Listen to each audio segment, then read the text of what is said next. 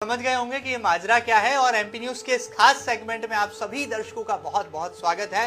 ये हैं युवा गायक, उभरता हुआ नाम किशन भगत। जी हाँ, इनके नाम में ही कृष्ण है और जब ये गाते हैं तो ऐसा लगता है कि भोलेनाथ का जो एक सच्चा भक्त है वो मचल रहा है और भोलेनाथ की जो भक्ति है वो इनकी गायकी के जरिए अभिव्यक्त हो रही है। शायद यही वजह है कि इंटरनेट की तरंगों पर, सोशल मीडिया की दुनिया में किशन भगत इस नाम ने धूम मचा दी है, धमाल खड़ा कर दिया है। जी हाँ, इनके कई ऐसे भजन हैं जो कि इन दिनों इंटरनेट की तरंगों पर लगातार वायरल हो रहे हैं।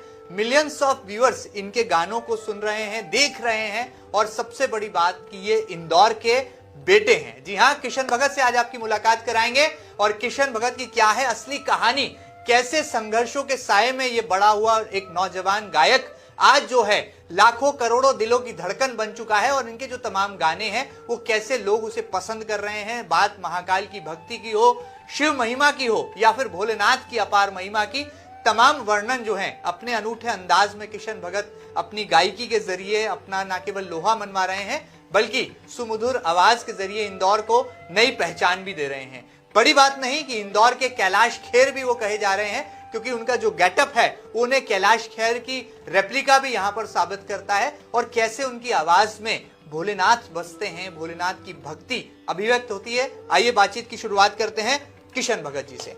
किशन जी, हमने सुना है आपके बारे में बहुत संघर्षों के बाद ये गायकी की दुनिया में आपने इतना बड़ा मुकाम हासिल कर लिया है और बहुत कम समय में किशन भगत आज लोगों के दिलों में बसते हैं। कैसे कर पाए, कैसे गायकी का ये जादू जो है आज आपको जो है एक अलग पहचान में जो है खड़ा करता है ला करके? सबसे पहले सभी को जय श्री महाकाल और सभी को मेरा प्यार, मेरे चाहने वालों को सभी को मेरा प्यार।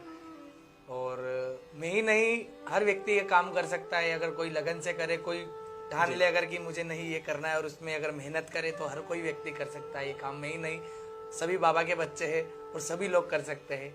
और मेरी कहानी कुछ ऐसी रही है जो है, मैं अभी मेरे नाना जी और नानी जी के पास रहता हूँ और बचपन से ही वहीं रहा हूँ। हाँ जी, इंदौर के पले बड़े हैं और संघर्ष बहुत किया है। किशन जी, हमने देखा है कि आमतौर पर कोई गायक होता है या भजन की दुनिया में कोई बड़ा नाम कमाता है तो वो खूब रियाज करता है, खुद अभ्यास करता है, उसे बचपन से जो है संगीत के संस्कार सिखाए जाते हैं, तालीम दी जाती है। लेकिन आपके साथ ऐसा कुछ नहीं हुआ, आपको राजा महाकाल की कृपा बरसी और आपको लगा कि आप गायकी की दुनिया में भी आगे बढ़ सकते हैं। पहला गाना आपने कौन सा गाया था जिसके बाद आपको लगा कि ये जो गायकी है यही अब आपका जीवन है, यही अब आपकी जिंदगी है? पहला गाना मेरा सबसे जो मेरा ड्रीम भजन था, जी। उज्जैन के राजा कभी कृपा नजरिया, जो 2020 16 मार्च को लॉन्च हुआ था। हाँ जी। उसके बाद आपको लगा कि अब आपको गायकी की दुनिया में ही आगे बढ़ना चाहिए? हाँ जी, हाँ जी। उस समय ऐसा था जैसे एक अनजान व्यक्ति जो मैं कुछ उस बारे में यूट्यूब वगैरह और ये सब कुछ नहीं समझता था मैं, और स्मार्टफोन भी नहीं था उस समय मेरे पास। तो जैसे कुछ आसपास वाले और सब बताने लगे कि यार आपका गाना है, हाँ आपने जो गाया अभी वो चल रहा है, हम लोगों ने यहाँ सुना, हम लोगों ने वहाँ सुना, यूट्यूब पर वीडियो देखी हम लोगों ने। ऐसे फिर कॉल्स आने लगे कि भाई हम आपके फैन हैं। तो फिर बढ़ावा ऐसे ही मिला, जनता का काफ़ी प्यार मिला और ये सब उन जनता का ही प्यार है जो आज मैं पढ़ रहा हूँ आगे और बढ़ा हूँ यहाँ तक। यहाँ पर दर्शकों को बता दें कि लगातार जो है YouTube पर इनके सब्सक्राइबर्स बढ़ते ही जा रहे हैं। अब तक 7 लाख से ज्यादा जो है सब्सक्राइबर्स जो है इनके ऑफिशियल YouTube चैनल पर है। बिल्कुल, उसको भी क्रॉस कर रहा है ये आंकड़ा और लगातार मुझे लगता है जब तक ये इंटरव्यू ऑन एयर होगा तब तक ये आंकड़ा और जो है दोगुना हो चुका होगा। और आपको बता दें कि इनके कई ऐसे भजन हैं जो आज युवाओं की मोबाइल के सेलफोन में उनकी रिंगटोन है, हेलो ट्यून है। और जब भी कोई राजा महाकाल की नगरी उज्जैन की तरफ कूच करता है तो गाड़ी में जो है किशन भगत जी के जो तमाम भजन है वो यहाँ पर गुनगुनाता हुआ नजर आता है। किशन जी, पहला गाना कब लिखा था आपने, क्योंकि आप खुद गायक भी हैं, म्यूजिक कंपोजर भी हैं और म्यूजिक डायरेक्टर भी मैं कहूँ तो बड़ी बात नहीं। कैसे आपको ये संस्कार मिला या प्रेरणा मिली कि पहला गाना लिखा जाए और कौन सी वो तारीख थी, कौन सा वो दिन था जब आपकी जिंदगी पलट गई, यू टर्न हो गया? पहला गाना मैंने करीब में 14 या 15 साल का था तब मैंने उस गाने को लिखा था।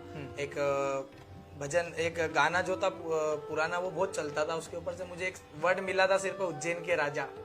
हाँ जी, तो उज्जैन महाकाल बाबा की नगरी पास में ही है तो हम लोग जाते रहते थे उज्जैन, लेकिन मैं कभी मंदिर में नहीं गया था उज्जैन में, कभी मैंने महाकाल बाबा के दर्शन नहीं किए थे ऐसे। लेकिन मुझे एक शब्द मिल गया था, उज्जैन के राजा कभी कृपा नजरिया, उसको मैं लेकर और भी उस पर मतलब जोड़ कर ये समझिए उस भजन को लिखने में, पूरा लिखने में उस 14 साल की उम्र से 20 साल की उम्र तक उसे मैंने लिखा। मतलब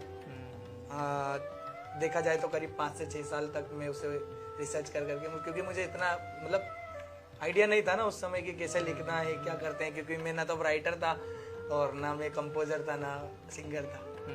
बड़ा खुल करके गाते हैं और दिल खोल करके जो है उसकी भाव अभिव्यक्ति भी करते हैं। शायद यही वजह है कि जब बड़े पर्दे पर या टेलीविजन स्क्रीन पर जो है किशन भगत को देखा जाता है तो ऐसा लगता है कि हमारे ही बीच का कोई एक युवा है जो कि गाने के मामले में अपना लोहा मनवा रहा है और कैसे गाना गाया जाए। और खासतौर पर जब भगवान शिव की महिमा का वर्णन करना होता है तो ये जो खुलापन है, ये जो सीधा और सरल अंदाज है, यही मुझे लगता है कि किशन भगत जी को इंदौर का कैलाश खेर भी बनाता है। हमने देखा सोशल मीडिया पर तमाम लोग आपको कैलाश खेर, जूनियर कैलाश खेर, इंदौर के कैलाशा, ऐसे नामों से भी सुशोभित करते हैं। तो कैसा फील करते हैं, कैसा महसूस करते हैं, और क्या आप भी कैलाश खेर को अपना आदर्श मानते हैं? हाँ जी, हाँ जी। मैं सभी को, जो भी मेरे से बड़े कलाकार है, मैं सभी को अपना आदर्श उनका मानता हूँ, क्योंकि इन्हीं सबको मैं सुन कर सीखा हूँ। मतलब रात दिन सुना मैंने इन लोगों को, जब जाकर मैं आज बना हूँ। अच्छा, थोड़ा अपने बारे में बताइए कि कहाँ तक पढ़े हैं, कैसे संघर्षों के साए में जो है जिंदगी कट रही थी, लेकिन जब अचानक से राजा महाकाल की कृपा बरसी तो फिर जो है गायकी की दुनिया में छा गए, आप लोगों का दिल जीत लिया। मेरी कहानी ऐसी रही है, जब मैं 15 दिन का था उस समय थोड़ा सा पारिवारिक लड़ाई के चलते मेरे जो माता पिता है जो अलग हो गए थे थोड़ा। उसके बाद में जब मैं 10 साल का हुआ, पिताजी का देहांत हो गया था। और फिर मैं 12 साल का हुआ तो माताजी ने जो है सुसाइड कर लिया था। और उसके बाद में मैं मतलब रहा तो मैं बचपन से नानी के घर पे ही हूँ। उसके बाद में मैंने काफ़ी काम किया है, मैंने ठेला भी चलाया, मेरा ठेला आज भी मेरे घर पे रखा हुआ है।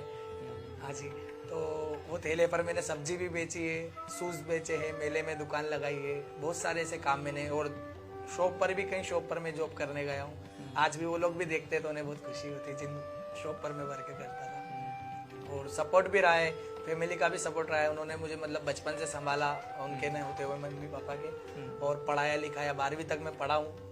और 12वीं चल रही थी, इधर उज्जैन के राजा पहला गाना जो है हिट हो रहा था, तो मेरा थोड़ा सा उधर से ध्यान हट गया पढ़ाई से। ये उज्जैन के राजा कैसे हिट हुआ, सुपर हिट कैसे हुआ, थोड़ा सा गुनगुना दीजिए, हमारे दर्शक भी जो है आनंद ले लेंगे और किशन जी की भक्ति के रंग हम भी देख पाएंगे। उज्जैन के राजा कभी कृपा नजरिया, राजा महाराजा कभी कृपा नजरिया, दुखिया पे डालना रे ओ भोले राजा। तो यही उनकी कृपा की एक नजर मुझ पर पड़ी। उसके बाद आपने मतलब इस गाने के हिट होने के बाद आपने राजा महाकाल के दर्शन किए? मतलब आपने नहीं, असल में ऐसा था मेरा कुछ कि जैसे मैं पहले जब बचपन में छोटे थे,